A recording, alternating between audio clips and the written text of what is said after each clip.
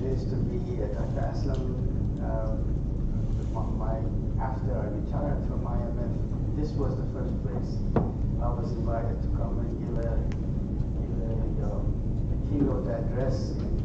What conference was it? I don't remember. Was it second or third Islamic conference or something?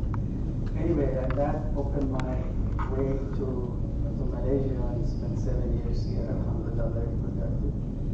I'm so glad to see people that I have known before and people that I get to know now, inshallah.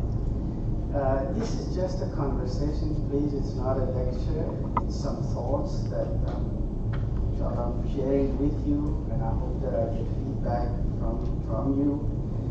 The idea is that after 5 decades of working with this concept of Islamic economics, is it time for us to see if we can go beyond this? Every science, if you look at the history of sciences, has had a period of evolutionary movement. Some sciences, including social sciences and humanities, you have this process of evolution. This evolutionary process constantly renews not only the energy of the past, but it gives energy presently and for the future. I think perhaps after 5 decades, it's time for us to take a stock, say, where are we now with Islamic economics? And where is it likely that we can go? We face some issues, challenges are there. I mean, all you have to do is look at what Islamic economists have to say about what Islamic economics is all about. Just take, for instance, the definition of the discipline of Islamic economics. There is no consensus yet emerging saying, what is Islamic economics? So we really first, in order to take stock, we have to look at where are we? What is this thing called Islamic economics? To do that, in order to take stock, we have to start looking at orientation. Where are we? What are we going to talk about? What are the questions? What are the challenges? So let me just say that let's give this orientation a title. Call it Economic Universal Discourse. The universe of discourse in economics. So let me just put like this circle and say, here's economic universe of discourse. What do we mean by that? Let's say that we have an idea of what economic means, not economics. Economics is very particular discipline. We don't right now, for now we set it aside. So what do we mean by economic? There are a set of resources, there are a set of also ends. The relationship between these two transactionally refers to this thing economic. The old Greeks had an idea of what that was. That was the idea of household. How do you manage the resources of the household? Managing the resources of the society would be economic. Look at the resources of the society. Where should it go? How should it be distributed among? Universe, we are saying this economic has a universe of discourse, a discussion in it. What does it mean? It means there are various ways of looking at how you manage the economy. Various ways. For instance, you have Hindu economics. You have Gandhian economics. You know, these are all real disciplines. People actually study them. You have Buddhist economics. If anybody doesn't have references to any of these, ask me and I'll direct you to books about all of these. You have Christian economics. And you have, of course, Jewish economics. And there are books, again, on all of these, many, some in some cases, few in others.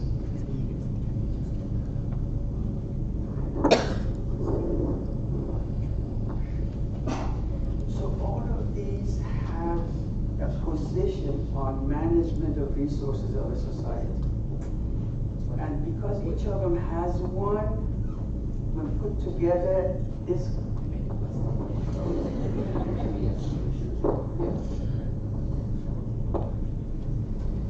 so all of them put together establishes a universe of discourse about how to manage resources of a society. Universe of discourse. In this universe of discourse, there are, as I said, meaning. You have classical economics, you have neoclassical economics, then you have so many others within these two.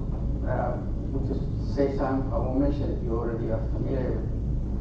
Now you have behavioral economics, experimental economics, game theory, and all of the others that fit in here. It just fills it up if you pick all of them and put it. In here, there is Islamic economics, and I'll put it in quotation marks because I want to look at it and see what because every discipline here that fits in this universe of discourse has a explanation for its own existence. For instance, Christians, of course, there's a Christian economics. They have a reason why such a discipline exists. So if I put Islamic economics here, and then ask, what do you mean by this? I not only just defining it basically abstractly, just look at it, what do we mean by this? We are saying, conceptually, we are saying, this is the way Islam tells us how the resources of a society ought to be managed. So you have Islamic economics. But we have a problem, and I'll explain what this problem. In order to do that, I give you the father and mother of Islamic economics within this universe of discourse. One is called classical economics, the other one neoclassical economics. But rather than starting just saying, oh, this is neoclassical economics, and then defining some things about it to distinguish it from classical economics, I'm going to do something different, which is not normally done, and say, where do these things come from? In other words, if you have a thought, you have to ask yourself, where does this thought come from? In graduate schools in economics, there is no explanation of the roots of these things, called ontology. Don't worry about the terminology. It just says where that is, this being that is here, this phenomenon is here. Where did it come from? The other thing is, what do we know about this thing that we call epistemology? Again, I don't worry about this. This just says this phenomenon. What do I know about it, and how do I know about it? These are the simple questions, big words. But that's all simply ontology. How did it come about? This one is what do I know about it, and how do I know that? How did this knowledge come? So let's just start here. Where did it come? Every one of these things in here has an ideology, and that ideology comes from a philosophy underneath it. And by philosophy, here, philosophy is very, very broad, but here, for our purposes, we say philosophy that we want to talk about is the one that only talks about ontology and epistemology of these things, of the elements of this universe of discourse. So what is the classical economics ideology? Classical economics ideology is something called liberalism.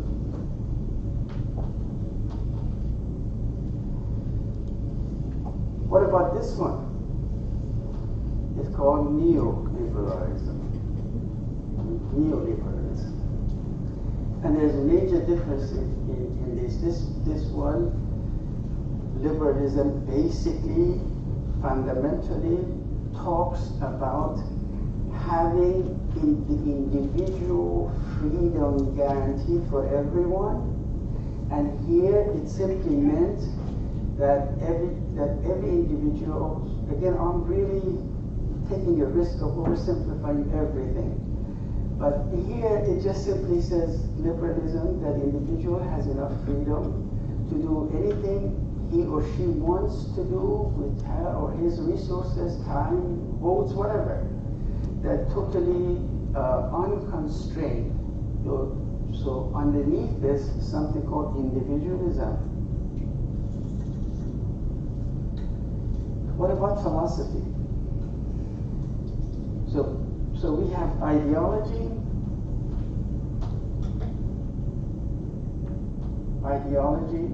and that ideology of classical economics is liberalism. And the place of performance or rendering this freedom to act for economics of the classical school is the market. So two things become very important for this idea. Is the first, the freedom of individuals. Secondly, the marketplace. So the two they take supremacy over every other element of this philosophy of liberalism, this philosophy of that leads to ideology.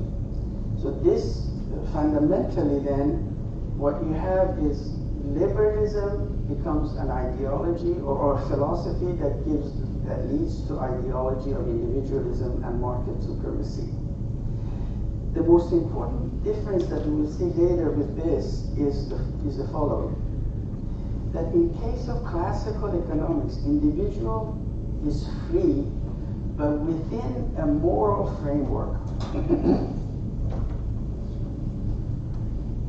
Now, Adam Smith wrote two books, as you know, two famous. We're actually three. One of them was put together. The third one was put together by his students after his death. There were lectures he gave called Lectures on Jurisprudence. Jurisprudence means what we call fiqh in Islam, right? Jurisprudence. And first, he laid down, his first book was this theory of moral sentiments. Theory of moral sentiments. Anywhere in the world, in graduate schools in Western world, or let's say Western Europe or in the United States, they never talk about this. The second book, of course, was Wealth of Nations. What this thing did was lay down the moral framework, and basically he and people who followed him had a philosophical thinking we call theism. Okay, theism is not the same thing as what we either Christians or the Jews or Muslims understand by monotheism. So you have monotheism, and even monotheism is broken down into many. Islam is a radical monotheism. Radical monotheism. Why radical? Because it's one and only. Not only the uniqueness of Allah subhanahu wa ta'ala, oneness of Allah subhanahu wa ta'ala, but all of the attributes that he has is not shared with anybody.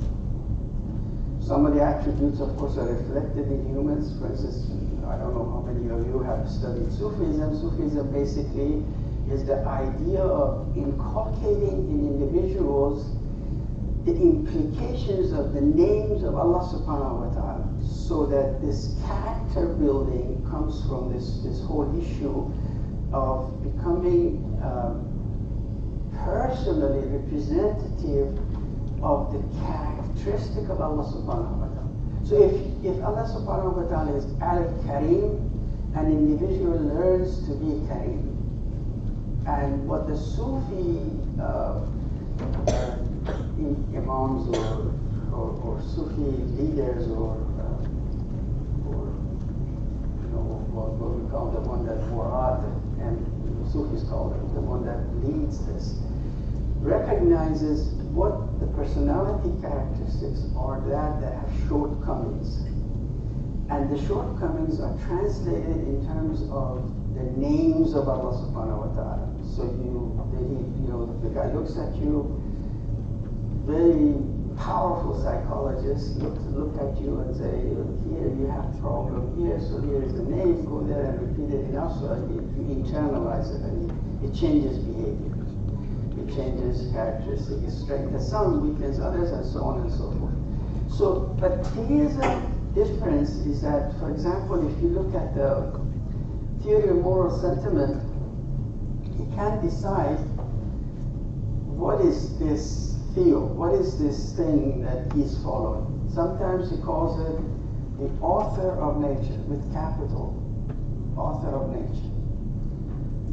Khalaq yani, nature. I don't know if you can read this, it's so small.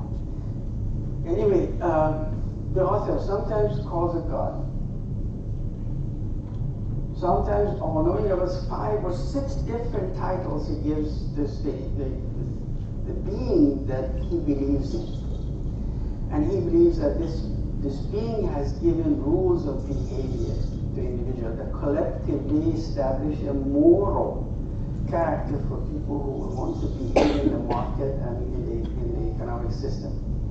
When he produced the Wealth of Nations, he let this stand in the sense that he never refers to morality in the Wealth of Nations, because he assumes there is difference between the timing of this publication of this one, and this one is 16 years. He wrote this book, and 16 years later he did the Wealth of Nations, assuming that by these 16 years people have already absorbed this moral framework within which individual freedom was going to be exercised. So after him, anybody who followed him, except, say, few, for instance, Ricardo stayed completely away with this, from this idea of talking about the moral framework within which economic behavior was supposed to take place. Others, however, didn't. Others kept up until very, let's say, my guess is about late 19th century. People talked about morality. American economists of early 20th century, they were all devoted to this idea that yes, you have freedom, yes, you have the market, but market has to be ruled and governed by morality. Right? So neoclassical economics became something totally different from the classical economics. Even though it carries the word classical, it does so only because it emphasizes the liberty of individuals to behave in the marketplace, and market socially became supreme. Individually, the person who was going to act as an economic agent had all the freedom that it wanted, without interference from any place. Now, when you read The Wealth of Nations, not as much in theory of moral sentiments, The Wealth of Nations, he talks about the necessity of government or the state becoming involved when and if necessary. And he points out to various areas of economics that he believes that the state has a role to play. But these guys, neoclassical economics, in their ideology of this is neoliberalism. And neoliberalism basically says no, individual has absolute freedom, market is supreme, government has no role to play except to support the liberty of the individual and the working of the market. If there is any interference with the workings of the market, then the state has a responsibility and a duty to enter to make sure the barriers to individual behavior in the market is actually removed. Where does Islamic, the one in quotation mark comes in somewhere in between. And how did that come about? You probably are somewhat old, but I'm young. I'm too old, but you're young to know that there was a project during the late 70s, 80s, and the 90s, and traces of it are here. Was called Islamization of knowledge, right? What it said was, a lot of the things, disciplines, sciences that have been developed in the West is fine. there are some contradictions between some of these sciences and Islamic belief. So our job is to go in these things, take out what is not Islamic and replace it with what is Islamic. So that's what calls Islamization project. So economics fell in that category. That is, people in the first generation of Muslim economists, second generation of Muslim economists, because they hadn't really done their homework, ended up grabbing hold of this idea of Islamization. They said, we take economics and then try to go in there and try to give it the characteristics that Islam gives us about how we have to behave in the marketplace in managing resources. The problem was the following, that this neoclassical economics operated with axioms that were absolutely contradictory to the teachings of the Quran. Let's give some examples. Where were these? The first one was something called rationality. This is the first axiom. And what does it mean? I'll explain. But rationality was the first axiom of the neoclassical economics. And what did it mean? Neoclassical economists meant by rationality as reason. And by that they meant that a person, if behaving during transactional relationships with other people, behave the same way over and over again, the person was consistent, and that meant he or she is rational. That's the extent of it, because rationality in logic has a very expansive meaning, but in this case it's very restricted. So I give you one problem within the same discussion. So supposing somebody out there, when you present them with a set of stimuli, he or she reacts a given way. Tomorrow, the day after, you also present him or her with the same set of stimuli, the person reacts the way they did the day before. Now supposing there is somebody who doesn't do that. Day one, you offer them a set of stimuli, they react one way. Day two, you give them the same set of circumstances, the same set of stimuli, but they behave differently. Third day, they even behave differently from the second or first day. Is this person rational? Neoclassical economics says no, they're not rational, they're irrational. But then you say, didn't you define rationality as consistency? You say, yes. So with this guy, is consistently irrational, because consistently is inconsistent, right? But every time you give him the same, or her, the same set of stimuli, he behaves differently. So the person becomes rationally irrational. And this is one problem within the axiom itself. But we have more serious problems with this. This is concept of rational. Why is it there anyway? The first question. Why do you need this axiom? Remember, axioms are propositions that don't need to be proven. Unproved axioms. But on the basis of that axiom, you build theories. Then based on that theory, you either verify it or reject it. Logical positivism, as they say. So here, you say, what do you need this axiom for? And these are the three fundamental axioms, meaning that there is no other way you can build this neoclassical theory without them. They're so fundamental. But why do you need it? This is why they need it. Because they want economics to resemble science. So scientific methodology to them meant that you observe a phenomenon, and then you take data on that phenomenon, you analyze that data, you explain the phenomenon. Once you explain it, you can predict it. In other words, I can sit here, if a person reacts the same way to the same set of stimuli all the time, over and over again, meaning that he's rational or she's rational, I can now go and predict that if I a year from now, I offer him or her the same set of stimuli, the person is going to react the same way. Once I'm able to predict, I can then control the person. Because then you can say, well, all I have to do is change the stimuli. I know what kind of behavior I'm going to get from this person. This was what was called the scientific method, because in sciences they did that. Except you're not dealing with a chemical phenomena or a physical phenomenon, you're dealing with a human being. And human beings, one of the chief characteristics is they not necessarily behave. I'll give you an example. If we are all offered very low price on alcohol, who will buy it? We won't behave the way that this one says. If you reduce price of anything, demand for it will increase. Not for us anyway.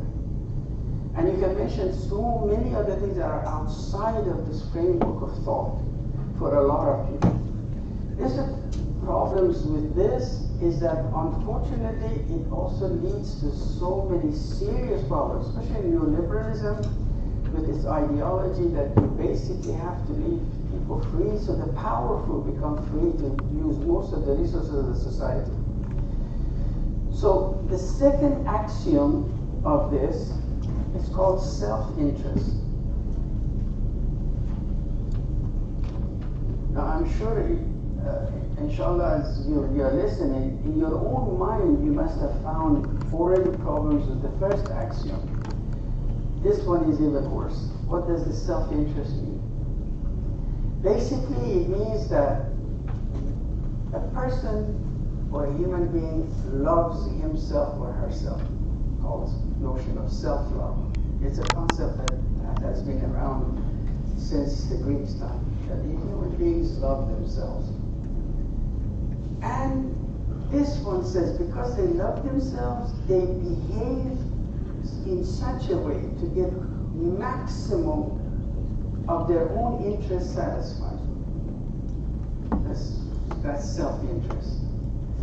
Meaning that if you talk in these terms, self means the one individual only. And this one individual has no concern for anybody else. There's no other regarding. No other regarding. So the person is assumed to focus on his or her own interest alone. The complexity and problems come with the third axiom, called the scarcity. What does that mean? It means that you have means ends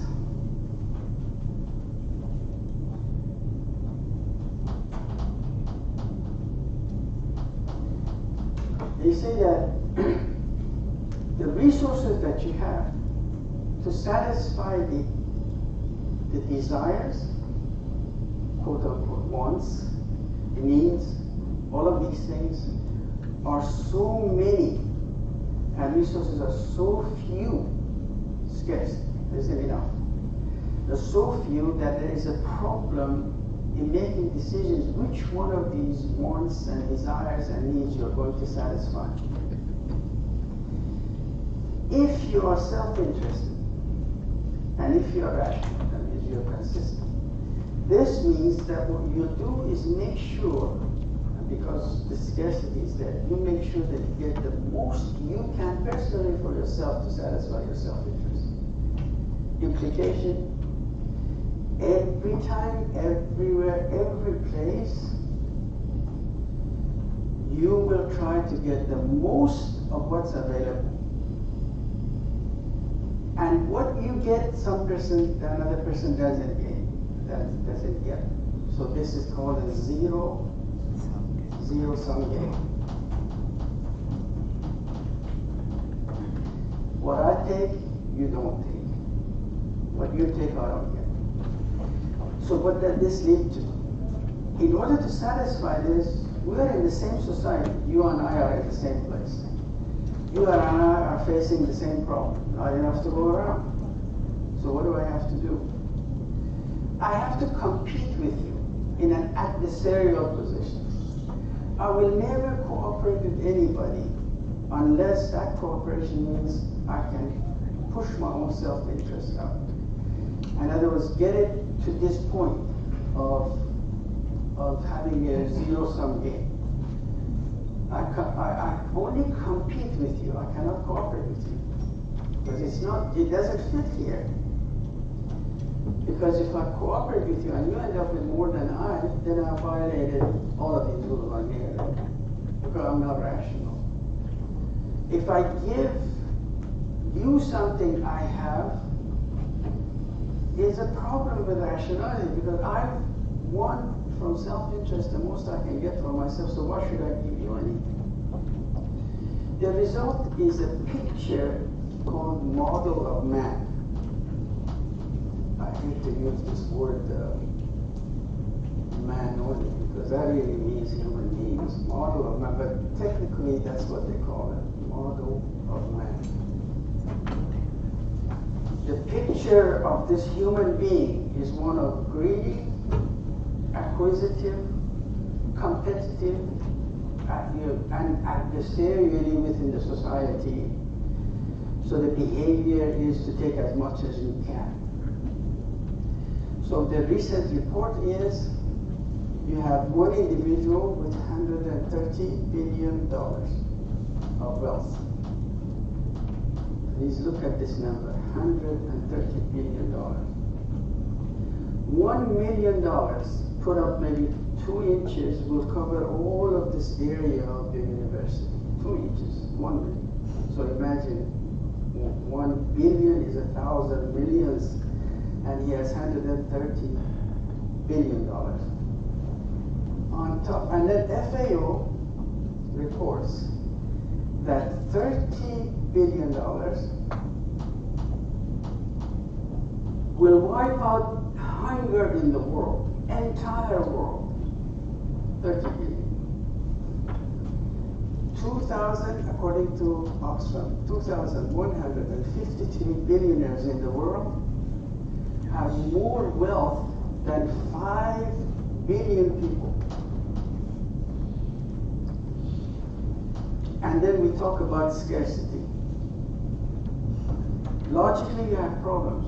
There's another one. The assertion now is, according to studies, that if you take only the United States and Western Europe alone, the amount of waste, extravagance, opulence, that would wipe out poverty altogether. So it isn't the paucity of resources. Now, I haven't yet invoked anything from Islam. It's just from their own way of thinking, this is where we're heading. That was the result of, and you remember also that if I'm rational, I want the most I can get at the minimum cost. So what I do is free ride. If I have a chance to get what I want without paying the cost, fine, free ride. In addition to that, you have something called coordination problem. Coordination problem. Why would I want to coordinate my plans with anybody? I'm competing with them. So you don't have any social coordination. You don't have social coordinations. It wastes resources. It leads to something called the tragedy of the commons.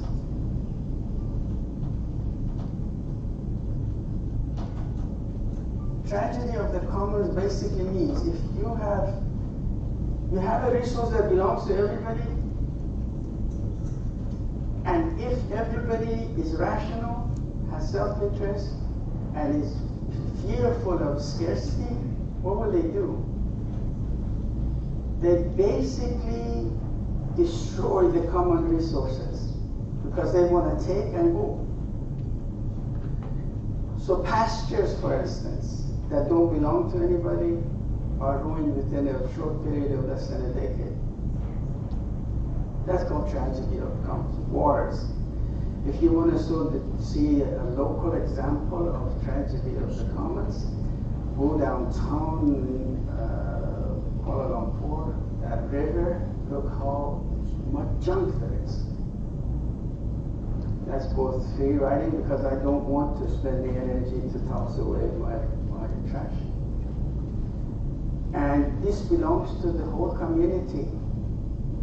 So the fact that you have so much pollution in there, so much waste dumped in there, that also becomes the tragedy of the commons.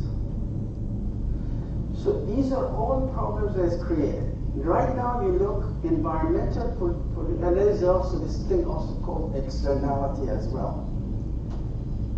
Because you want to get the most out of everything as a producer, you want to maximize profit, that means you have to lower your cost, minimize your cost. And whatever cost you can pass on to somebody else, you will pass on in order to keep the level of cost low. So much of environmental disasters that we have is because of this ideology of neoliberalism and the economics of neoclassical. Where does Islamic economics, there's a lot more we can say, but to save time, just say where does Islamic economics stand? As I said, because we want to go in there and just simply take out things, and every one of these contradicts the Quran. How many people can see the contradictions? I won't ask for it. Yes, you can. So tell me. You see, this one, I will say, because this whole notion of rationality, reasoning, in order to be able to justify that people are rational in a sense of consistency, you look at every ayah, the Quran's verses regarding previous people. Their behavior is not consistent. Take the people of Shu'aib, for instance. What was the problem with the Qawm of Shu'aib? These people wanted to constrict immigrations. So what they used to do is have guards sitting at the door of entry into the city and wouldn't allow people to come in. So if they wanted to trade, they would trade right outside, wouldn't let people to come in. Well, and why? Because of course, you know, if they come in, they bring barakah with themselves, the Quranic term, barakah with themselves. They produce more. They make the society more prosperous. These are not in the Quran, but we have hadith enough about all of these people. What about Qawm Lut? Why did they engage in an activity that Allah subhanahu wa ta'ala says, no one before you guys had ever done this? Why did they do that? They were very proper. This is again has nothing to do with the Quran. Quran says that they engaged in this particular. But why did they do that? What's the motivation for it? According to history of what we know from hadith and everything else, they were very prosperous people. They were worried that more children is going to cause them a reduction in their prosperity. This is at least, the only documentation we have are hadith that we can rely on. So they were inconsistent because more children meant more labor would mean more production means more prosperity, and the society's prosperity wouldn't decline because we have more children. So if you come to self-interest,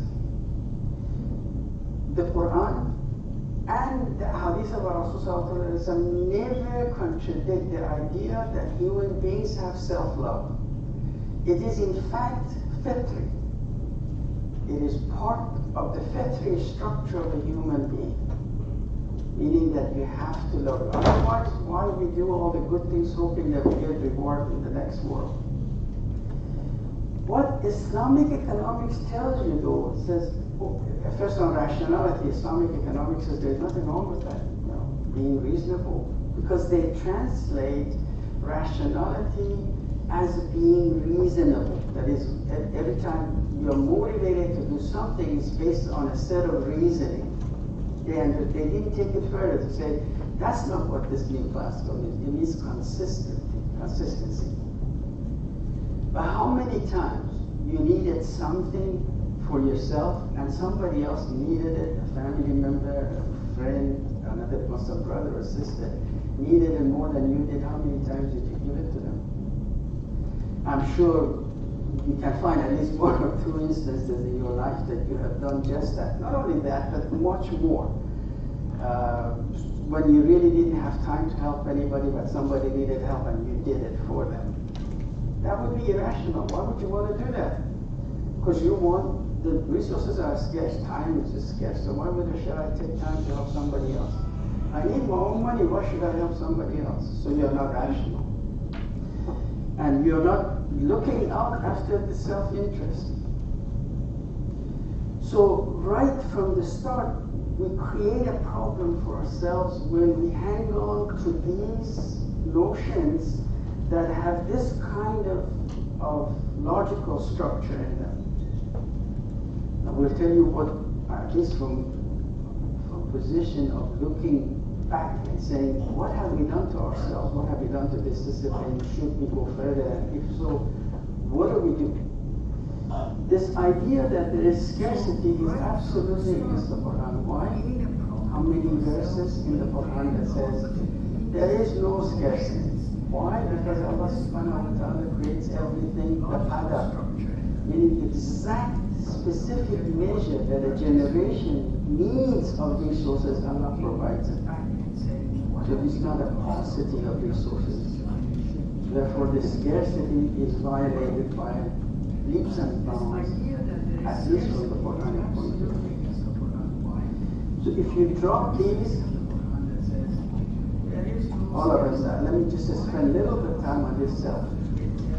If you have, if we say that Islam approves, not only approves, but says it's part of the fetri structure of human beings that Allah has created to love themselves, then what is wrong with the self-interest? Islamic economics says nothing. Self-interest. But the interpretation of Islamic economics of this self-interest relies on the interest alone, meaning that it's to my interest, because it is my interest to have every reward I can get from Allah subhanahu wa ta'ala. Worse, we can say we are the most self-interested, not selfish, most interested, self-interested people in the world. Why? Because we want maradat Allah. There is nothing bigger than that. We want Allah to be happy with us. That makes us really self-interested. So you can see on the surface, this Muslim economists didn't have any problem to immediately accept this one. So, oh yeah, that's true. The problem is with the self. The self of the Quran isn't just me. Why? Because the Quran says you have the same self. How do we know that? From which ayah? First ayah of Surah An-Nisa. Appropriately put the most important ayah as far as humanity is concerned. As far as this notion that Quran is misogynist, Muslims are misogynist. This is the ayah that is a slap in the face of this idea.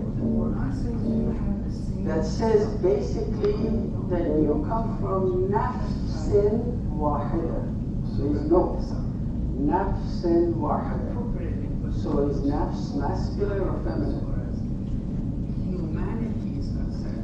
I'm sure you all know some Arabic, right? Most of you know about it. Is it feminine or masculine? Nafs. Feminine. So you come from a feminine, all of us. وَخَلَقَ مِنْهَا زَوْجَهَا. Masculine or feminine? No. وَخَلَقَ مِنْهَا زَوْجَهَا. نَفْسًا وَاحِدَةً خَلَقَ مِنْهَا زَوْجَهَا. So زوجها in this ayah, masculine or feminine? Masculine. So masculine comes from who? Feminine. So feminine is the reason we all exist. So is she inferior or superior? Inferior. So if we take this ayah not only in its own face value, but if we look at it deeply, it says we're all the same. All the same. In other words, we are, myself expand over the entire humanity of 7 billion people. This self. So my self-interest, and there are many, many ayahs in the Quran. Give you one quick example. Ayahs in Surah 17 of the Quran. It says that Allah subhanahu wa ta'ala, that if you do good, you do it to who? And ahsantum li anfusikum. But if I'm acting that affects another human being or nature, see, we will explain, that's also part of the whole creation, right? Nature is also part of myself.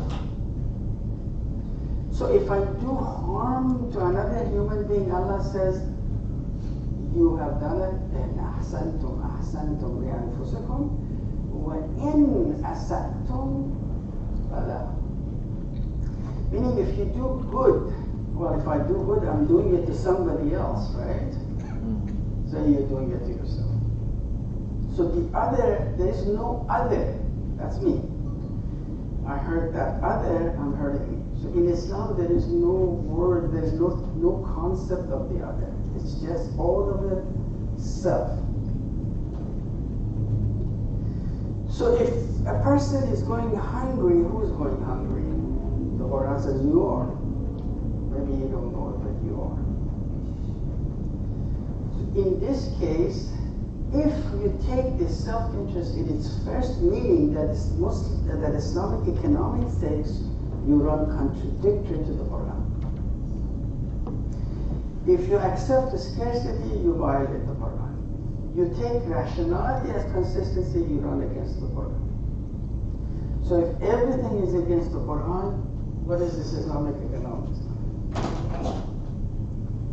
This is just simply taking stock of where we are and where do we go. The reason that this is a disaster, and I think, as I said, mentioned, is just a fake beginning after, some, God knows, 700-800 years of going the wrong direction. We find that you're not talking about Islamic economics at all, or anything about economic management of society. All of a sudden, in the 20th century, at the end of 1975, 76, Muslim economists started talking about something called Islamic economics.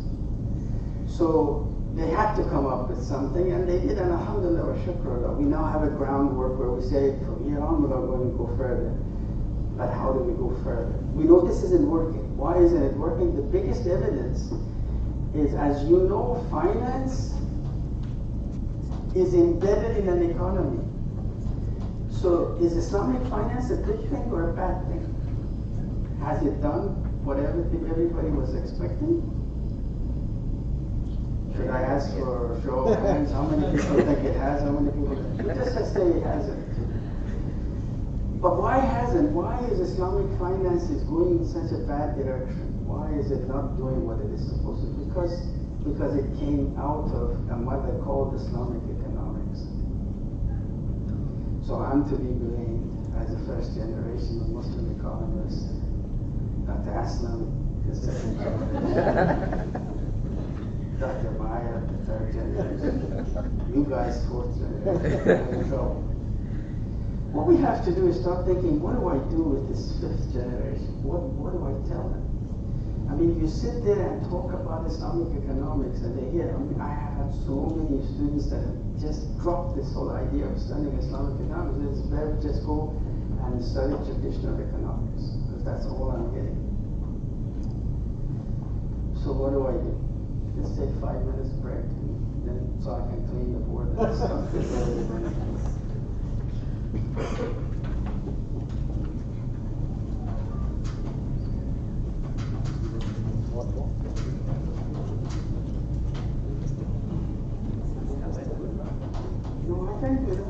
No. Isn't there a board at the back? I messed it up, so I can. Isn't there a board at the back? No.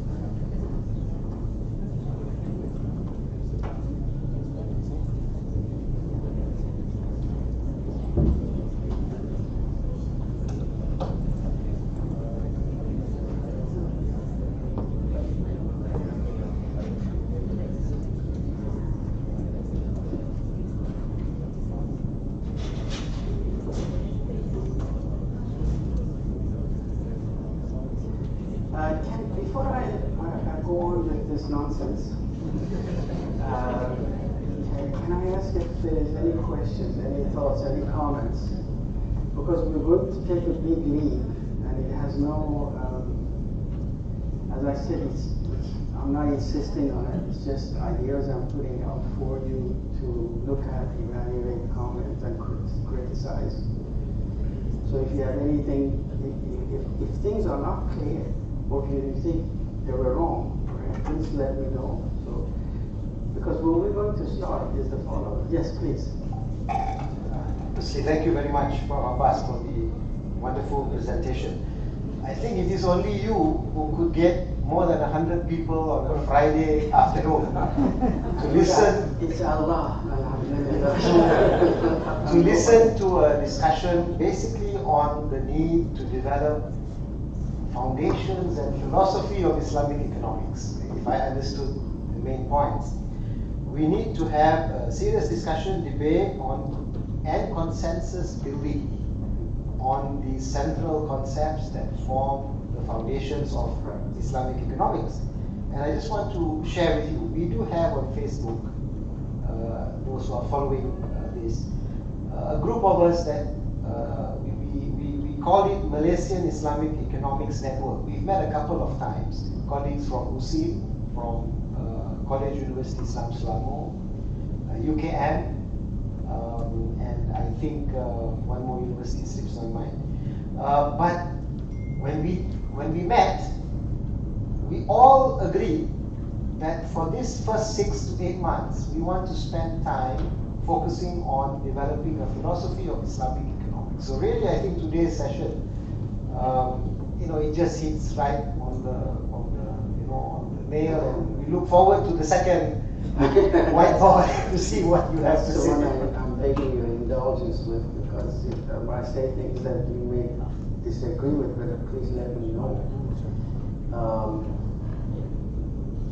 So, if you believe that neoclassical economics, you as the students of Islamic economics, if you believe neoclassical economics is wrong, it leads to disasters, which it has, and there are disasters. Another crisis is coming soon, and with it, it's going to eat up, destroy Islamic finance. So we have to go back to square one and say, what do we do now? So if you believe neoclassical economics that has led to all of these disasters, these huge, obscene income disparities, the very dangerous developments of environmental disasters that are really threatening not only the existence of the economic system, but the existence of human, existential threat to humanity. And they all come from this thinking about new liberalism and new classical economics. Then you have to, logically again, you have to agree that Islamic economics is not getting us where we have to go. How many people don't think that is true? Honestly, if you have any reservation, because we need that basis to move forward, the basis that we really need to change. We need to have technically it's called a paradigm shift. Anybody, please? Yes, sir. Assalamualaikum, Prof. Yes, sir. You just mentioned when I was about to ask you a question. I think the recent Davos Yes. conference Yeah. starts to address the issue of climate change Yes. very, very seriously. Yes. And you have the Guardian, the Economist, and all that. I think over the last few issues, there's been about climate change as if that it is an existential threat to us. But if you look from where you're coming from, on where the liberal economy is leading mankind, the three contradictions, in fact, violation of Quranic principles. The awareness of climate change has created 4 multi-billionaires in China. In America, we have the very famous, what's his name? Elon Musk. Out of the misery of climate change, liberal economy is creating Opportunities for more money. more money. Yeah, that's right. You're absolutely right. So, But Doctor, you know who attends, of course, Davos, right? yeah. All the interest. I mean, if Shaitan comes to you and says that, you know, I don't think you should do anything wrong, like he himself says, you know, I keep telling people talk about taqwa, and taqwa means fearing Allah. So that in the Quran there is nowhere where Allah subhanahu wa ta'ala says fear me. The only time, twice. Once Shaitan alayhi la'na says, Inni akhaf Allah Rabbil Alameen. You know, you did everything yourself. La talumuni. I just told you, enticed you, and you came and did what you did. Don't blame me, blame yourself. Inni akhaf Allah Rabbil Alameen. Shaitan says. In another surah, Allah subhanahu wa ta'ala says, Man khafa maqama rabbihi wa naha nafsa an al-hawa.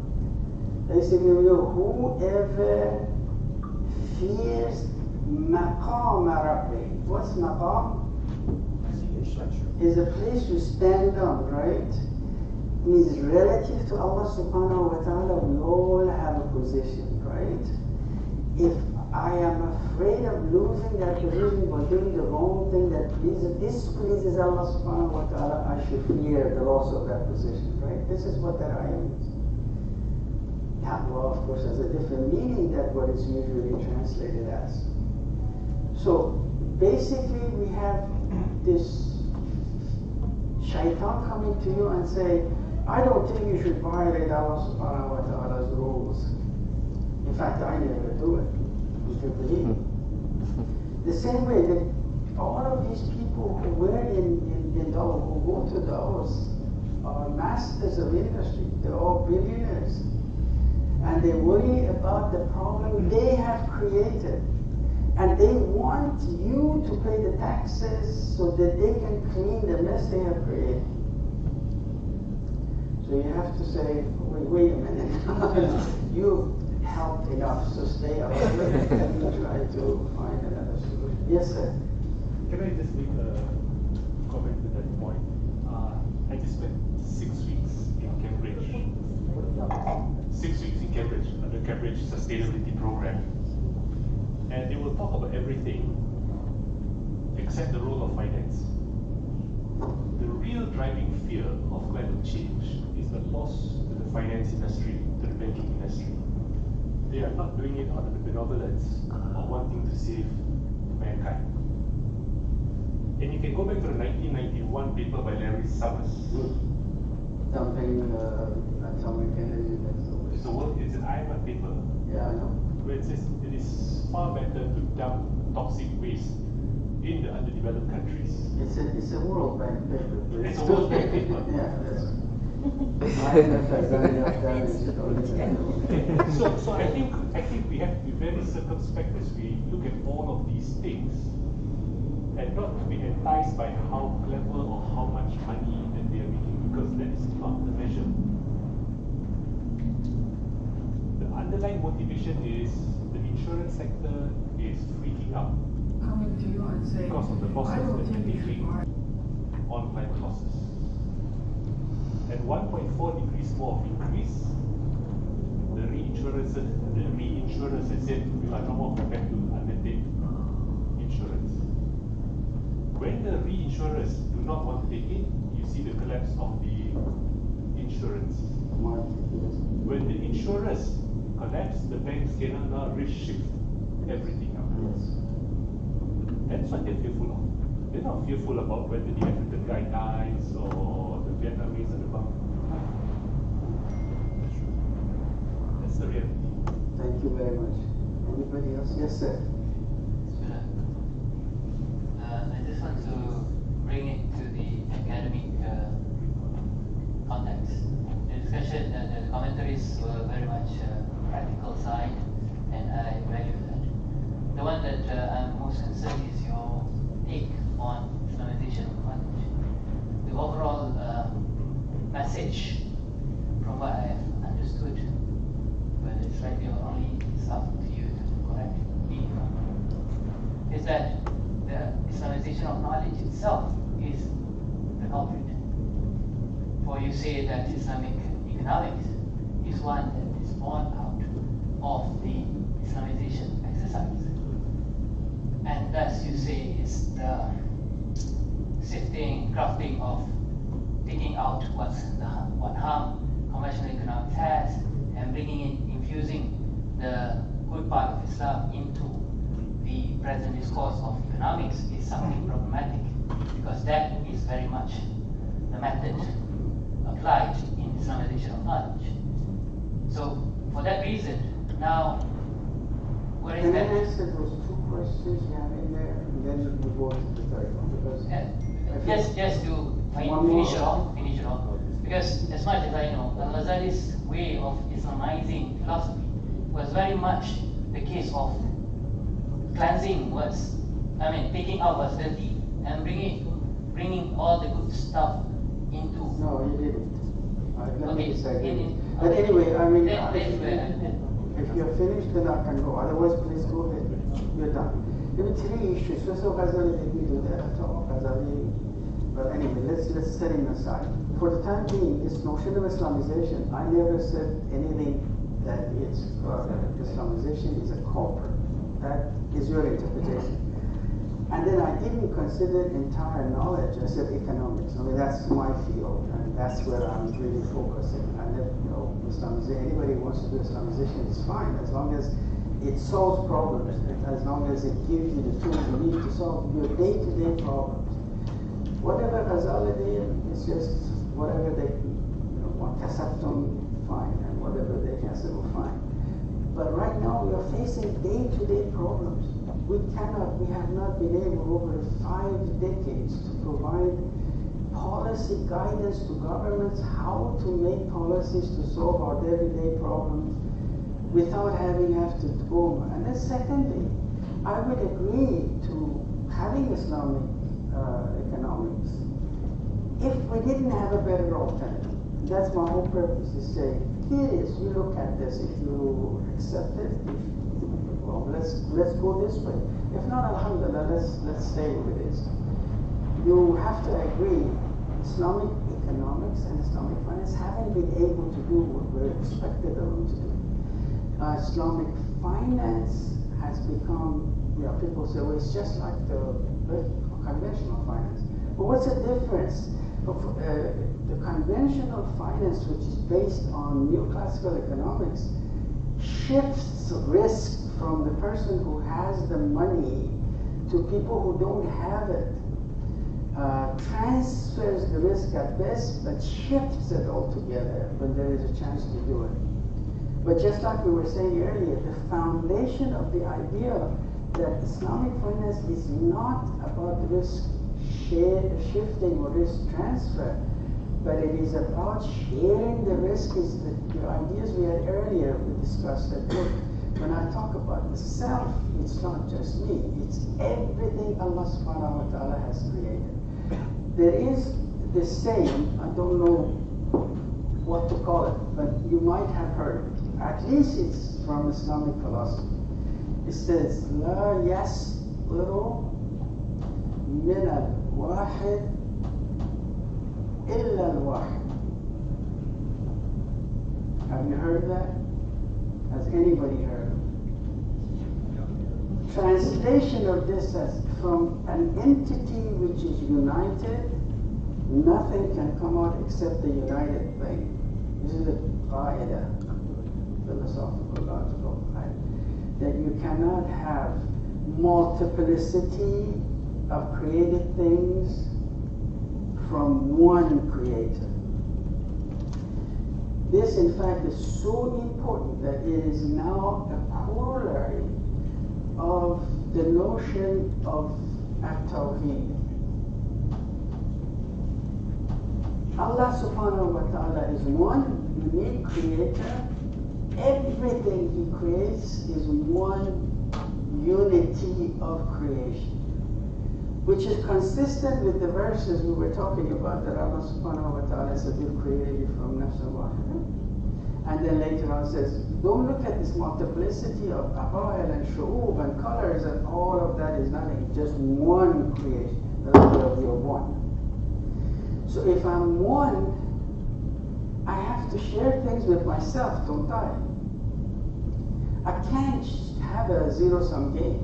I cannot say, what I pass on to you, I don't have to worry about it. I do, because that's me. I can't pollute the air, damages everybody, and get away with it, because eventually Allah says, you're going to get, because when He says, and ahsantum li anfusikum, and ahsantum falahu, that means I'm going to do that. I'm going to make sure that this damage you're doing to somebody else come back to you. It becomes a law. It becomes a law, and in our lives, daily lives, we can experience it. My approach to understanding the Quran is always as a novice. I want to know, what does this mean? So I'm always aware. So if I do something bad to somebody, within a matter of days, if not hours, it comes back. So I have to say, Sadaqallahu al-Ali al-Azim, because he is right. He told me. This is where we're coming from. So it's not that I have anything against, no, alhamdulillah, as I said, it provided the platform for us to come after 50 years and say, can I, because for instance, look at neoclassicals. Before them there were scholastics. Neoclassicals came, changed things, improved it, got something that explained the world better. Classicals gave way to, let's say, Keynesian economics. And you have to agree some of the Keynes ideas we were talking earlier. The idea that, even today, we were talking the other day about ideas that are called zombie ideas, Zombie ideas are ideas that have been killed or are dead, have been dead for a long time, but they still keep walking among us. One of them is that the guy says, you can't have Islamic finance because Islamic finance wants to destroy interest rate. If you destroy interest rate, there is no saving. You have zero savings. Now, Keynes was one of these people. This comes from classical. Keynes says, no, that's not true. That saving is not a function of interest rate, but it's a function of income. Right? And even then, even that theory has a lot of problems. So you had others who came and pushed the frontier further and further and further. We're not here to destroy anything. We're just saying, we really have problems with this concept. Now, if you disagree with anything I've said, I'm glad to listen to you. But I didn't demean or criticize anything, and it may well be that the rest of the sciences, the rest of the knowledge, can use Islamization and do it and do well. Economics, it hasn't worked. Agree or disagree? Since you told me I have enough time, so... Then disagree later. Okay. Anyway, so let's say we have now a common ground to move forward. The common ground being that neither the conventional finance doesn't work. Sorry. You had something to tell me. Go ahead, tell me. I'm not doing anything you say. Okay, just short two questions. First, you introduced the scarcity. You mentioned that you are against the scarcity as the. I'm not against it. I said the scarcity is against the Quran. Okay. No, So basically, we have to follow Quran. I never. Sorry? Basically, we have to follow Quran. So basically, you are against it, or how you want to define? I mean, you are with. No, see what Islamic economics said was, okay, we have to tweak this thing. If there are, the one eye open looking at the Quran. So the Quran says Allah subhanahu wa ta'ala has created everything with the exact measure for each generation. So there is no shortage of anything. So what we say is, we believe in relative scarcity. The Quran, only scarcity the Quran accepts is the scarcity which is created by maldistribution of income and wealth.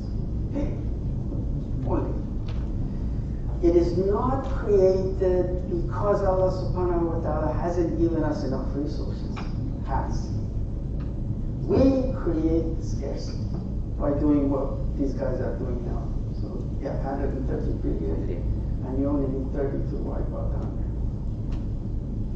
Okay, so now I understand fully what you mean by terming the scarcity from Islamic economics. So, so it means that when we want to apply scarcity in Islamic economics, like we don't generalize it too much that everything that we have in terms of risk and resources will be depleted, but lots or major of it is actually just because the way we manage it, right? Okay, and I think we have to also discuss about the definition, because if we discuss the definition of Islamic economy as managing resources, so I think we have to also agree that there is scarcity, that's why we want to manage. This is the second part of the show. A few minutes over. All right. So at least we now know that there's some issues that in this Islamic economics we have to move away from, or solve it, or do, or think beyond it. In other words, move to a new paradigm if possible. My belief is that Islam has a view of the economy which is unique, and we do not need to borrow anything from anybody. We can use this conventional economics reasoning and the instruments of analysis, mathematics, econometrics, statistics, whatever they use, game theory. Well, I cannot plug a book here, but Dr. Hazek just finished, his book just appeared by Academic Press, where he applied game theory to see how do people behave based on beliefs. So he actually experimented with the idea of two groups having the same resources, one believers, the other non-believers. How do they behave? So it's a very interesting book, and you should buy it and read it. And it's a very, very good book. So I said these things we can use in understanding, analyzing the position of the Quran and Islam on how to manage resources. But where do we start to define this thing that we say is not Islamic economics? Not that it's not Islamic, it's just not in this universe of discourse we were talking about. It belongs in there, but it is not the same as the Islamic economics, because everything is different about it. What is different? So let's start with the notion of aqidah, right?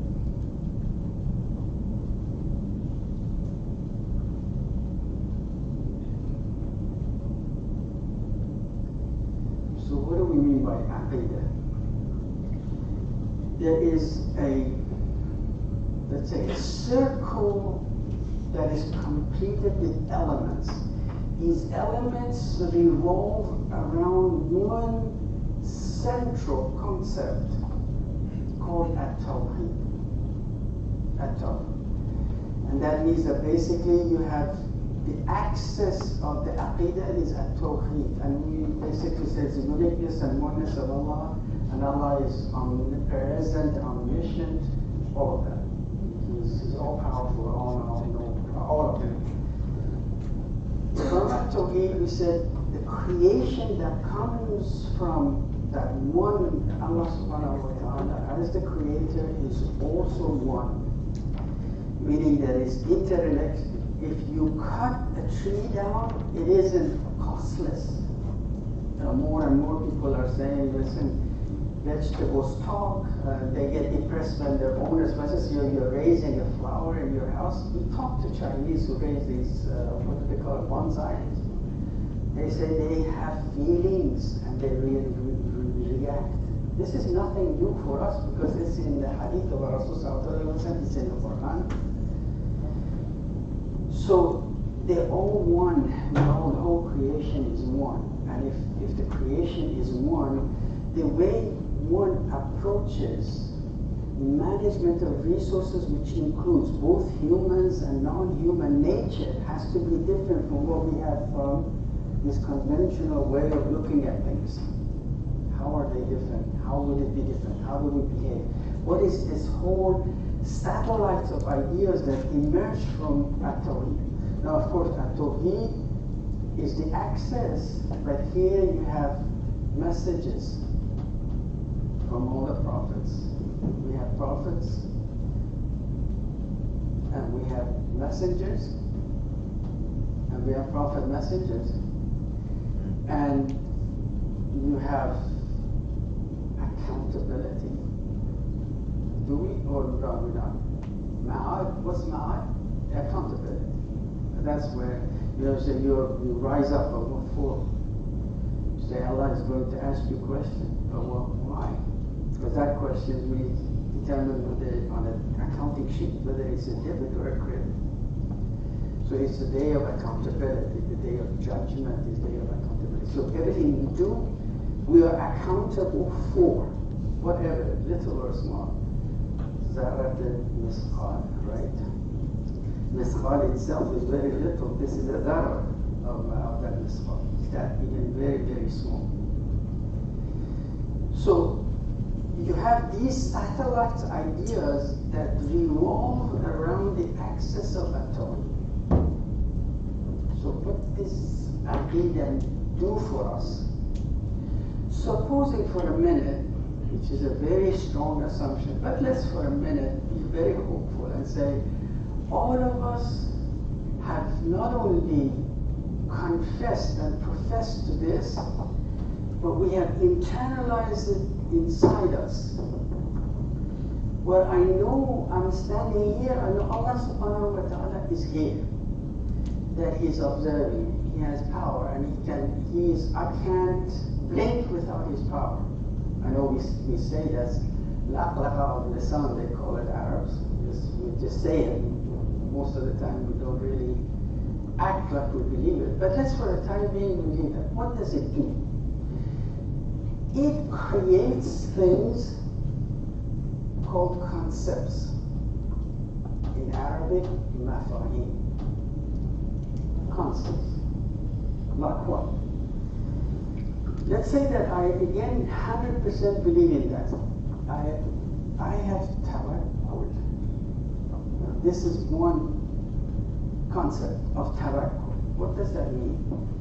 It means that every step I take, every breath I take, every time I trust Allah subhanahu wa ta'ala in a sense that I'm doing things He tells me to do, and I'm doing the things, because that's what it means. If I say 100% internalize the value of At-Tawheed, that means I value tawakkul. Meaning tawakkul, I rely on Him.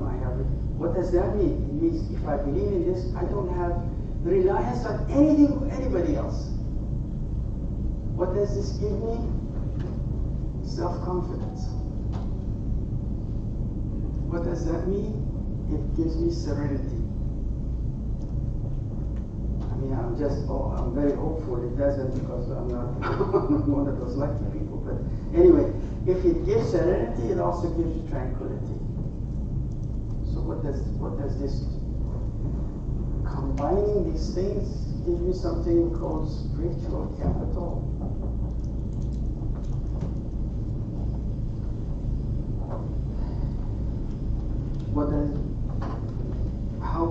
capital is something you have in your hand that you can use to do things with. Leverage, in other words. It gives you leverage. How? Supposing that out of this aqidah, not only tawakkul, but also comes taqwa. Because we really don't need it right now, we don't need to get involved in what is exactly taqwa. Taqwa, we can talk about it later if necessary. But for the time being, it's a taqwa. Taqwa, Allah only knows how much taqwa each individual has. This is the verse in the Quran. It's not for me and you to judge. However, if I have taqwa, it is reflected in my behavior. How? Well, that means that, for instance, the first ayah of Surah 5 of the Quran, Ma'idah, Ya ayyuhalladhina amanu awfu bil-uqud. I'm one of those, if I believe all of this. Means I will never violate the terms and conditions of a contract I have. When Allah subhanahu wa ta'ala says, Inna al-ahda kana mas'ula, and somebody says, I'll meet you at 2 o'clock, I'll meet him at 2 o'clock. Because I promised to meet the person, so I'm faithful to. I'm faithful to implicit contracts as well. If I get a parking ticket, what does that mean? I've got to pay, because the implicit contract with the government is I follow rules. If I violate these rules, I get ticketed. I have to then go and because of this implicit contract. Explicit contracts are written down and signed. Implicit contracts are understanding between people and institutions, between people and government. Government also has implicit contracts with its people. So what happens if, in fact, I don't violate any of, because that's really the meaning of taqwa. That Allah subhanahu wa ta'ala has given me a set of behavioral rules that govern my behavior. If I don't violate any of those, I become a muttaqi. If I violate some of them while believing in Tawheed, I'm a mu'min. What's the difference? Movement sometimes may step out of this. How do we know that? It's the second ayah, Surah Saf. What does it say? Ya ayyuhalladhina amanu lima taquluna ma la taf'alun. Why do you say things you don't do? Meaning you're violating rules and telling some, that as if you haven't. But muttaqi never does that. So what happens? In this behavior, what does it lead to? It leads to social capital called trust.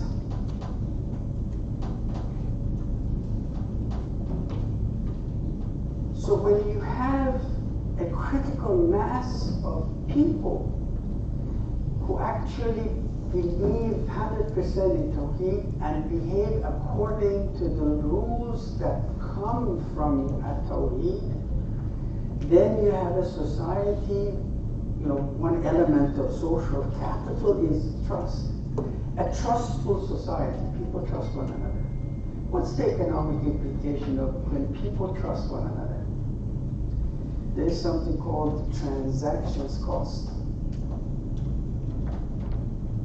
Transactions cost. This means transaction cost is cost of gathering information, finding the right person to transact with, having the contract made, following it up, having policing power to make sure that everybody who is a signatory to the contract is going to do what they were supposed to do.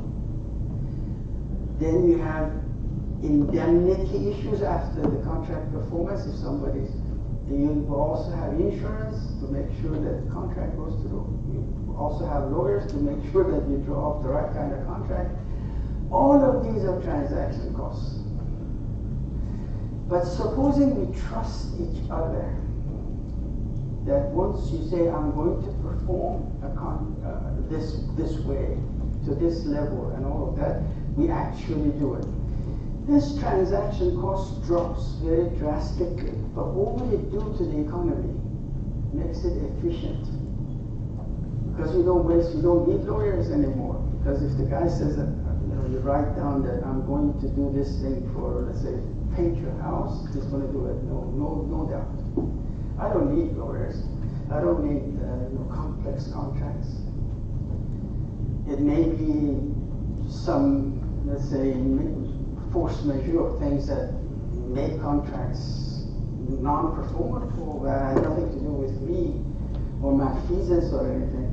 But we can always get together because we trust each other and change the terms and conditions of the contract. So you do that. And we have an economically efficient operation in the management of resources of the society. What does that mean? It means you're saving resources for the society that can be used to meet the other needs of the society. Anytime you want me to stop, please let me know. I know I put people to sleep, so says these are captured people before they're sitting and listening, but you can only control the time so that you know when to stop. Anyway, from at-Tawheed comes concepts. Concept lead to spiritual capital. Spiritual capital means that now you have a stock of wealth, of self-confidence, of tranquility, of serenity, of a sense that you can go out there, since you have tawakkul, you trust Allah, all of that things that make you, your social interactions or transactional relationships easy to enter because you're not after somebody else's money, but it also leads to cooperation, social cooperation. Because you have tawakkul, because you believe in this, because of, that's not only tawakkul, there are many concepts in the Quran. Sorry? Yes, all of these are concepts that come directly. For what is, you mentioned earlier, sabr, patience. Why does Allah subhanahu wa ta'ala says that Inna Allaha yuhibbu sabirin? There are very few groups of people that Allah uses the word love for. And one of them are those who are patient. But why? Why is patience so important? Because there are things, circumstances that create ambiguity, meaning that you don't know which way to go. In other words, sometimes you know what the risk of action is, sometimes you have no idea what risk are you taking, but you have to act. Sabr says, why don't you just wait? It's called an ambiguity aversion strategy. Ambiguity aversion strategy. To avoid ambiguity, this comes from outside of Quran and Islam, but this is a concept, that's out there. So if you want to avoid mistakes, if you don't know where to go and you don't want to make mistakes, Allah says, be patient. And it's very difficult because most human beings want instantaneous gratification. You want immediate gratification. To be patient is very difficult in many circumstances. And I'm sure you can come up with circumstances from our own individual experiences where we are impatient. And Allah says, now please just sit back. What happens when you're patient? More information becomes available. As more information becomes available, it makes actions easier. In other words, it converts ambiguity into uncertainty, it converts uncertainty into risk. Risk you can quantify and insure against. That's what the beauty of this word. And we can take all of these concepts from the Quran and take their economic implications and show it. So what about after this? Something called sentiments.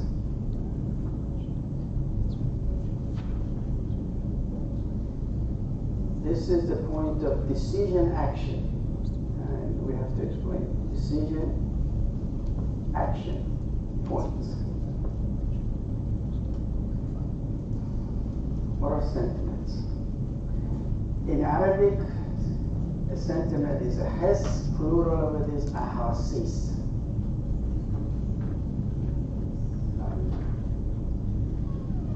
I'm impatient. these sentiments. Like what, for example? If, let's take one concept of taqwa. If people know you can be trusted. The Quran says that one result of taqwa is karama. إن أكرمكم عند الله أتقاكم. It's not just only that Allah is the one who gives you karama, respect and dignity, but that everybody does it. So what does that mean? If in fact everybody respects you, then you, whether you like it or not, resources will become available for you to manage. And managers of the society becomes those who are muttaqi, or those who everybody trusts. If you have a governance structure that relies on shura, who will the shura select? The most trustful person. Meaning who? رَبَّ جَعَلْنِي مِنَ لِلْمُتَّقِينَ إِمَامًا. فَجْعَلْنِي لِلْمُتَّقِينَ إِمَامًا. Why? In other words, make me to have such level of taqwa that people accept me as the leader. Imam is not just somebody who stands in front of you. Imam is somebody, I don't know the best example I can give you. Next time you go outside and you see a group of birds flying, they have an imam, right? Because that imam is leading all the birds out. So basically an imam is who's a leader, meaning that behavior of a muttaqi is what then leads that society. So the sentiment of respect for somebody who has taqwa has huge economic implications. Again, because this resource management, the idea is doing it the best you can to get most out of everything. That needs to be the most efficient. The economy that operates on the basis of this paradigm is extremely efficient. Now, every element of this economic universe of discourse has something called organizational principle. In other words, there's a rule, there's a principle that allows you to organize a society. What is it for neoclassical economics? Profit. Profit is the organizing principle of capitalism and neoclassical economics. Profits. So if you notice, if you read the history of capitalism, it constantly changes its shape. It's very flexible. In other words, it has the ability of recreating itself. Why does it do it? Because the organizing principle is to protect the profit making. So if you have to change anything, all the principles that are surrounding this organizing principle, you'll do it. So when threatened with an existential threat, capitalism immediately reacts by removing some of the questionable elements but preserving the organizing principle. For example, when all of a sudden, in the 18th century, you had so much exploitation of capitalism, 19th, 20th century, all of a sudden you had social safety nets. And you had capitalism that became compassionate and all of that nonsense. Because it needed, in order to survive, in order to save and protect its organizing principle, it had to do it. That was making profit. That's the organizing principle of all of these other things we said before. What about Islam? We have to go to the Quran and go to Hadith. The organizing principle of Islam, our Islamic society, is social justice everywhere. in the Quran and Hadith, everything. The organizing principle of Islamic society is social justice. But notice one thing, that you had capitalism already operating before its philosophy came on, before its ideology came on, before its economics came on to support it. In Islam, everything comes first, and then with the organizing principle, then the way of managing society's resources takes over.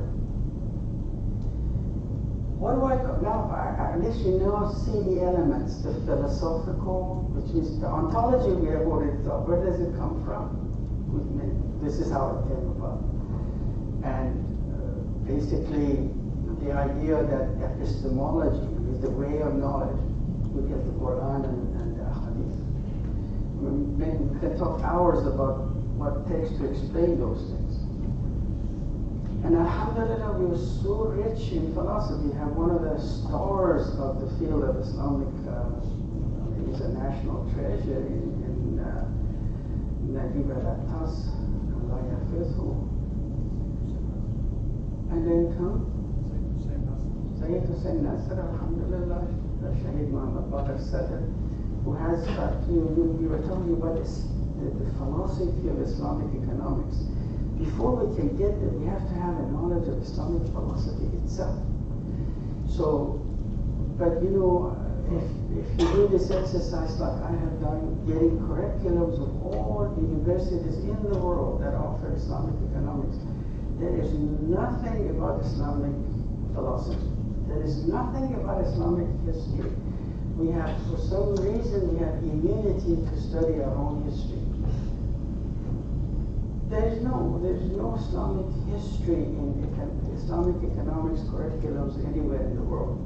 There is nothing about Islamic civilization, because in order for you to learn how to do better, you have to know your past, because it's the history that tells you what mistakes were made in the past and how to correct it. There is no course about the logic of Islamic economics. What is it? Because what we do, we take neoclassical way of logic, that's deductive. What about the logic of the Quran? Inductive, it's mantiq istiqrar. And so our philosophy is different from, fundamentally different. Logic, radically different. Ideology, radically different. So are we surprised that we are unable to solve problems with Islamic economics? Or Islamic finance that comes from inside that Islamic economics? I think I have bored everybody. I think that they are going to fall asleep, so maybe I should. Otherwise, I have many, many hours to talk about this. So with your permission, I'll stop here, so give a chance and a break.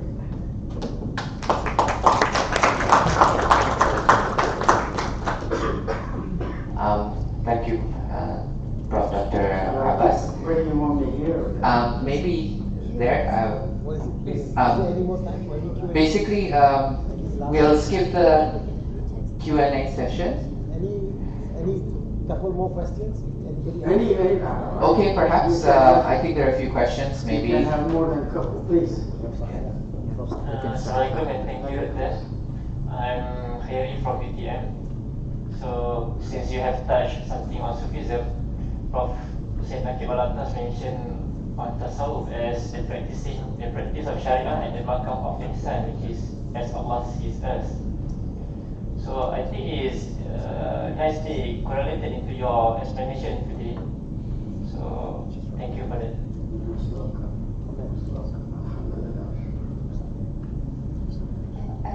Assalamualaikum warahmatullahi wabarakatuh. Really great. Okay, I'm Sadia. And I'm sure you did put people to sleep because I saw across and there were all attentive eyes. No, but usually that's what I do. Many of your former students here know that experience. Prof. Abbas, I would regard myself always as a student of Islamic economics, and to be less harsh to yourself, and I take it up by itself that you would include all the first generation Islamic economists. Did you really got it all wrong? Because I remember a few years ago when people asked about Islamic banking and the frustrations, I remember you were defending Islamic banking and finance and saying that, well, it's relatively new as a discipline and as an industry, it's not fully developed. So weren't Islamic economies, the first generation, the second generation, the third generation, were really struggling to try and combine what they know of the Quran, and then I know that the first generation, maybe in the 60s and the 70s, were trying to develop the theory, and then Islamic finance suddenly overwhelmed the whole thing, and then now we're going back to Islamic economics and saying that now that Islamic banking and finance have less growth, and we were looking at Maqasid Sharia and what else, social finance and all that. So probably to be less harsh, well, there's something that was right as part of the learning curve, and to be harsher, where exactly that you would pinpoint? Would that be the axioms or the three things? No, I actually thank you for that question, Professor. The idea is the following. I'm not really harsh. In other words, I think it's a self-examination, and you look at the results of the last 5 decades of research here. I'm wondering whether or not we could have done it a little bit better by starting from the fundamentals of the philosophy, the ontology, the epistemology, to see how Quran looks at things. In other words, I firmly believe that it is impossible to produce a Muslim who deals with economic or with management of resources of society without knowing the Quran well. And I was fundamentally, I would have maybe 3 courses in the Quran itself, and then draw relationships that relate to. For instance, people say, oh, there are only a handful of verses that deal with economics or management. It's not true. The entire Quran deals with it. So if I can take the ones that are crucial for developing an economy, and make sure we go through it carefully and analytically and explain to our students, we could have done better. If we had introduced, let's say, even if we don't want to do a whole Islamic history, at least the history of economics in Islam, or history of how economies have developed from the time of Rasulullah all the way to the present. Because I tell you what, there's some concept called path dependency. The idea is that if you start doing something, everything else you do in the future, you relate to what you've done now. It produces a path. So if this path is wrong, it constantly becomes worse and worse. So you need to look back and say, what went wrong? Somehow we have to explain. Now people say, what the Muslims say and what they do is 2 different things. They're very polite. They say there is a big difference between theory and practice. You say that you have to, that I believe in doing this way and you're doing something completely different. It's a huge indictment. It's there. We cannot close our eyes to it. We have to ask, what happened? Why are we that way? Why is it that, we say we believe something and we do exactly the opposite? I know one of us has enough experience to tell us that even those who consider themselves Muslim enough to tell other people what to do are doing things that are really anti-social, anti-Islamic. Somebody has to explain what has gone wrong. And unless we start looking truly at history and face it, memories of human beings are, you ask what happened in Bosnia, well, what happened in Bosnia was a payoff for what happened when Turkey went there. One of the Muslims went there. And they never forgot. We forgot. We didn't deal with them. Others continue to remind you of your own history. So why don't we do it? Our philosophy people. If we don't know our philosophy, we don't know how to defend the positions like you're suggesting. I wouldn't do that outside. Outside, I still defend Islamic finance and Islamic economics, and I have enough reason to do it. But every science grows, or every system of thought grows, and improves itself by self-examination. And this is what we're hoping, and I'm not suggesting what I'm saying is right. I'm just saying we now have enough reason to say maybe we should start looking beyond what we have as Islamic economics, and maybe we come up with something called, I would call that iqtisad. The reason because the root of the iqtisad, which is translated in economics and wrongly and shouldn't be, we should just keep the word iqtisad. The root of it is in the Bible.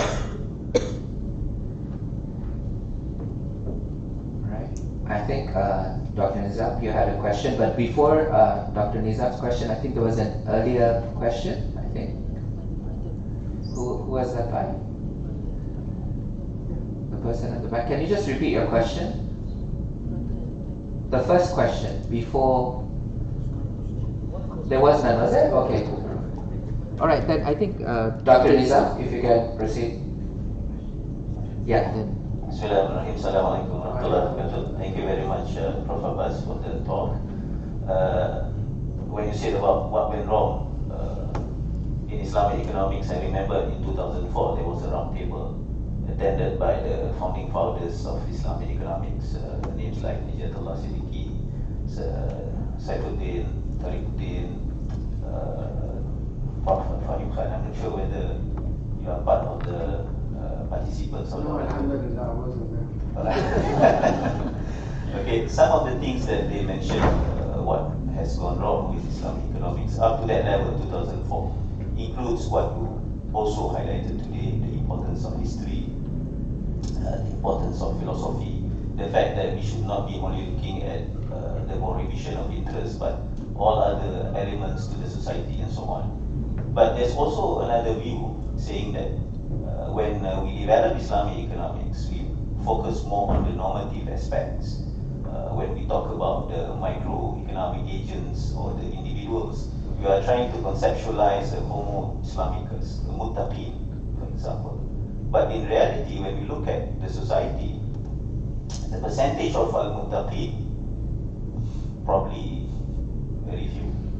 And when we look at the nature of how people behave, in view at the critical mass of this muttaqin is not there, then the behavior basically resemble homo economicus, and we can see that how it's happening in the Islamic financial system, where homo Islamicus is said to be predominant, overwhelming homo Islamicus. And because of that, people are saying that we should be moving from normative theories to positive theories, trying to look at how we are able to observe the reality, come up with understanding and predicting, and of course Islam. So describing, explaining, predicting, plus Islam, how we are able to transform the current situation based on the positive outlook of the society, moving towards the normative ideals. So what is your opinion on this? Thank you very much. Well, the problem is that you know where this positive normative dichotomy comes from.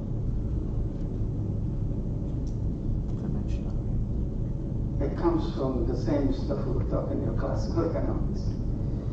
And right now there are economists and not Muslims in the West who basically say there is no such a thing as a positive economics. When a science is developed on the basis of a particular set of ideologies, ideologies are not positive. Ideologies are normative. And I'm not the only one. It's a Western economists are now claiming that there is no such a thing as normative positive dichotomy.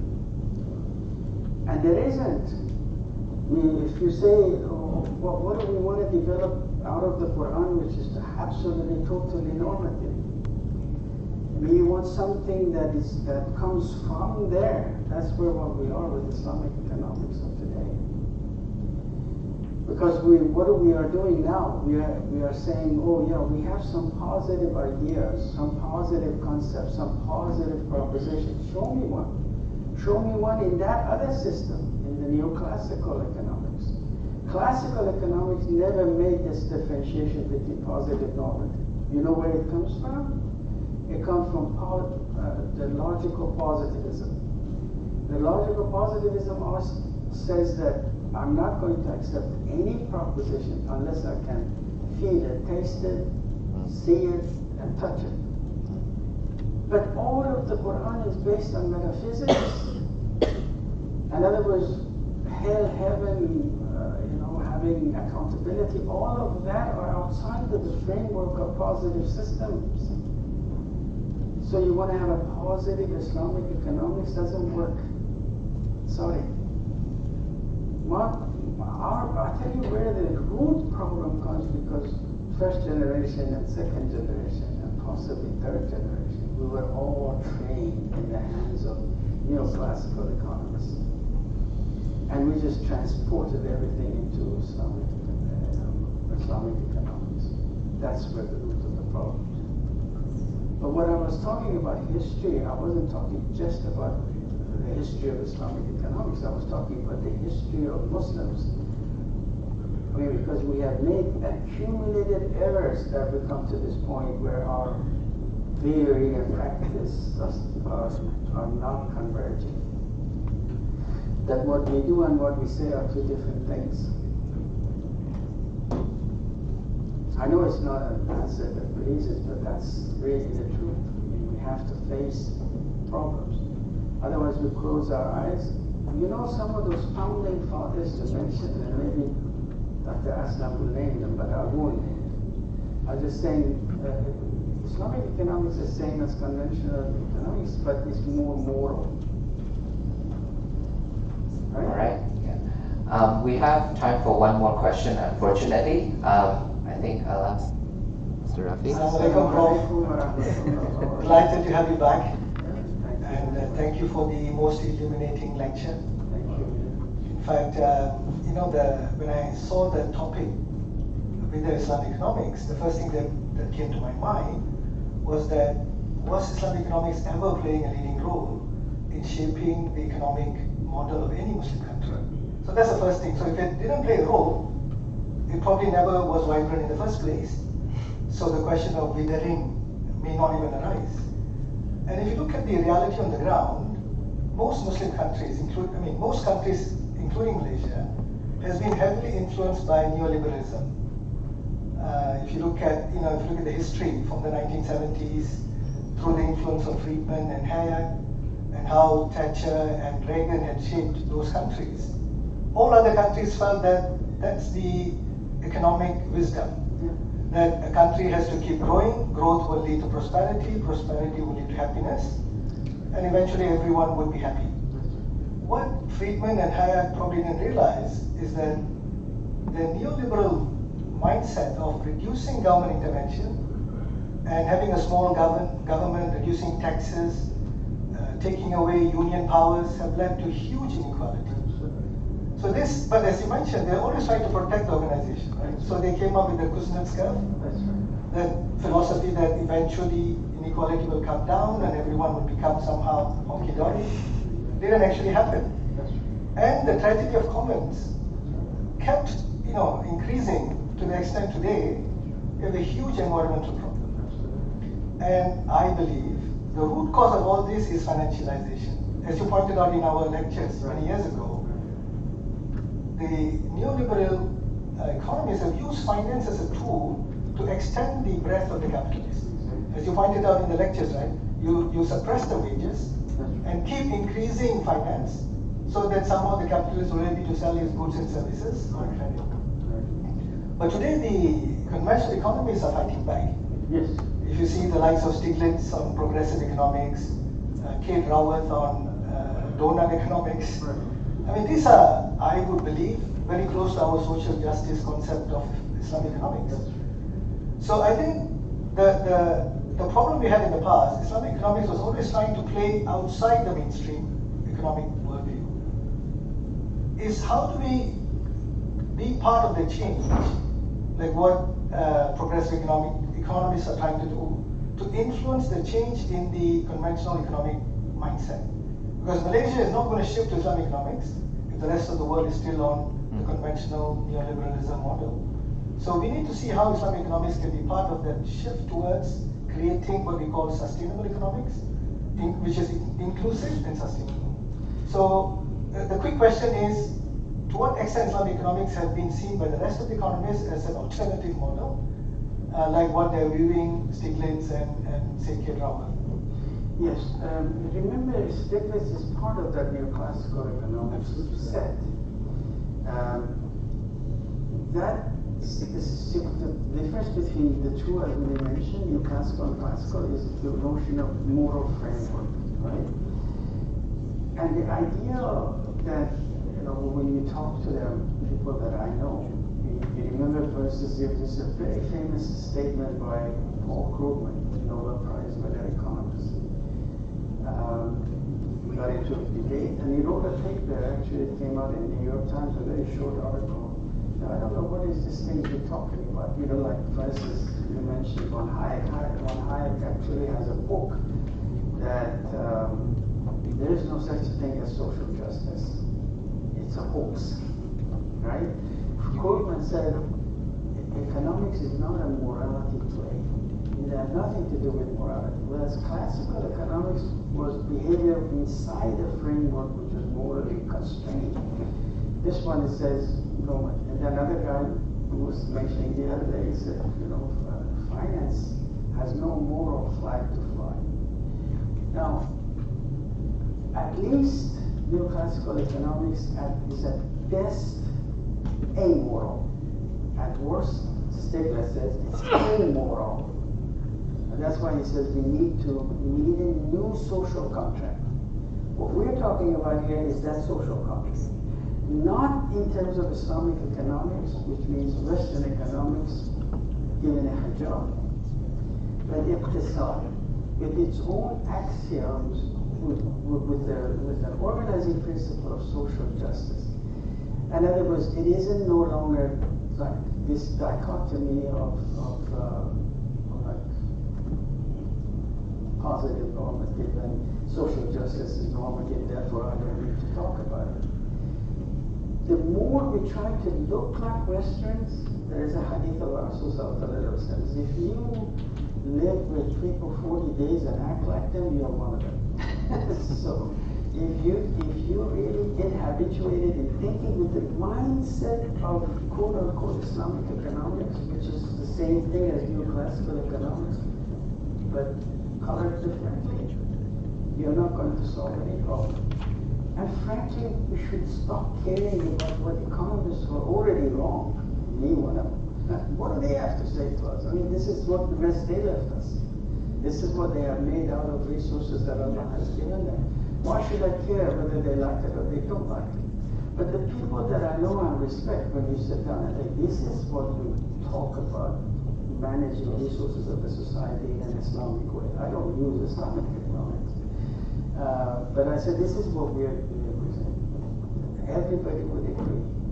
Yes, we should go this way. And so say if you have that organizing principle, then you can tell your, you said that Malaysian government, take any Muslim country, they're not going to go until the other side goes. But the other side is about to blow. Once it goes, this time is no recovery because there isn't enough money to bail out.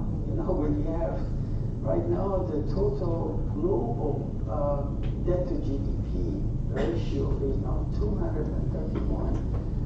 Before 2007, but at the end of 2008, June of 2008, it was 200. So, and every country which staved Western capitalism, like Malaysia, during 2007-2008, is in part cannot do it because their own debt to GDP ratio is multiple of what it was before. Trade. The relationship of trade to total GDP. You look at it, has gone down to 13%. It used to be 70% before 2007, 2008. In other words, it provided a cushion for the fall. nobody. It was a harsh landing of the economy. Who cushioned it? Malaysia and the rest of the emerging markets and developing countries, because they kept up the demand. And they had enough resources to do it. Now, nobody has it. You have a very important point just came out. The World Bank put out a report that 8 out of the 10 financial centers are so over-indebted that if the recession comes, they're going to be unable to service their debt. What does that mean? It's bankruptcy. And if they grow, you think Islamic finance is far away. Fast, I think the rate of fall of Islamic finance will be double or triple of the rate of fall of Western finance. I guarantee you that. I just take my word. If it happens, inshallah, and we'll see.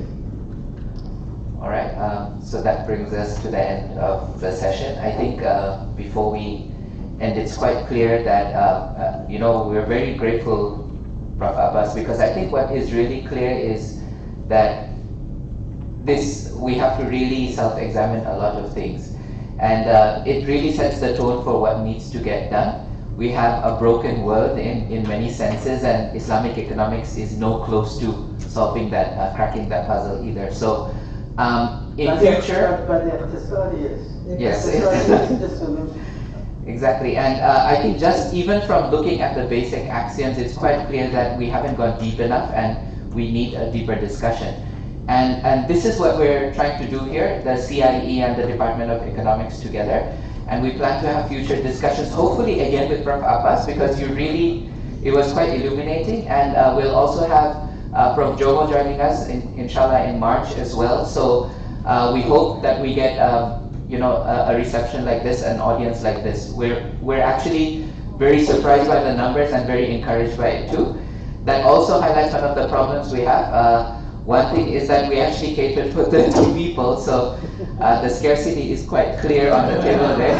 No. So we actually knew that the male participants would realize that the females are the ones that we need to thank. So we only got for the females.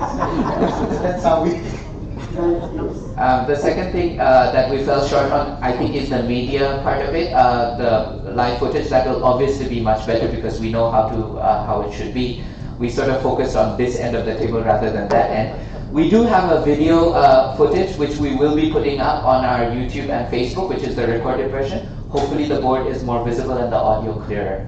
So there's a piece of paper here, a couple of pieces. If you would kindly, record your contact details, so the next one we have, we can actually reach out to you directly, and maybe you can circulate that information. Hopefully, we can make it much bigger, inshallah. Thank you very much, Prof. Abbas. It was really a pleasure. You may approach Prof. Abbas, take pictures and things for the next few minutes. So.